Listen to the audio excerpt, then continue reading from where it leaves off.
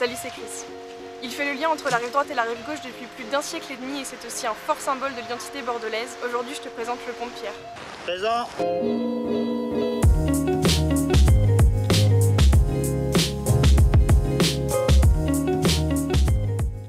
Mais avant de parler de notre ami Pierre, il faut d'abord que je te parle de la Garonne.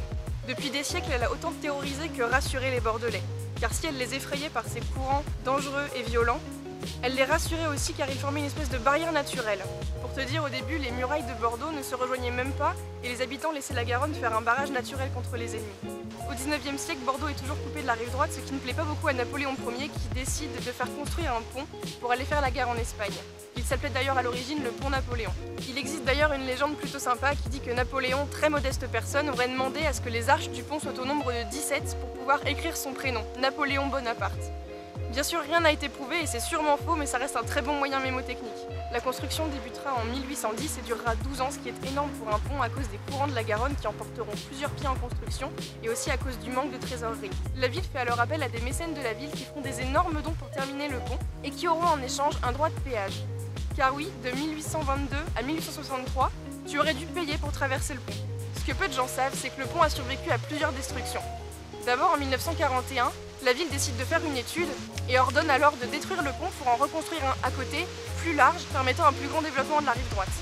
Malheureusement pour eux, la guerre mettra en pause ce projet. Et en 1944, quelques années après, les troupes allemandes installées à Bordeaux décident de faire sauter le pont grâce à des explosifs, car ils représentent un enjeu stratégique, mais aussi un très fort emblème pour la ville. Et c'est un Espagnol du nom de Pablo Sanchez qui réussira à désamorcer le dispositif à quelques secondes de l'explosion, mais se fera malheureusement tirer dessus et abattre juste après avoir sauvé cet emblème. Et je trouve que c'est une assez belle coïncidence que le pont qui a été construit pour aller faire la guerre aux Espagnols fut sauvé par l'un d'entre eux.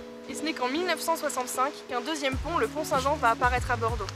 Il ne faut pas oublier que le pont de Pierre sera resté plus d'un siècle et demi le seul lien entre la rive droite et la rive gauche, ce qui en fait vraiment un symbole très fort pour tous les Bordelais. C'est d'ailleurs pour ça que la ville décide de classer le monument historique, en 2002.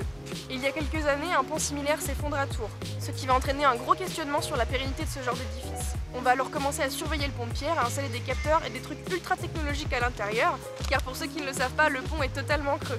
C'est pour ça que des piétons, des vélos, des voitures, des bus et un tram, Papy Pierre il commence vraiment à fatiguer. C'est pour ça que cet été, la ville a voulu tester de limiter la circulation sur le pont, qui a été interdit aux voitures seulement. Alors bien sûr, il y a eu quelques plaintes, mais pour les plus anciens Bordelais, souvenez-vous à quoi ressemblait le cours de l'intendance il y a quelques années. Et maintenant, qui regrette ce choix? Pour assurer la pérennité du pont, la ville a besoin de 11,7 millions d'euros et a décidé d'investir les Bordelais dans ce projet à hauteur de 10%, donc 1 million d'euros de dons. Ça peut paraître énorme, mais souvenez-vous qu'on est 1 200 000 Bordelais.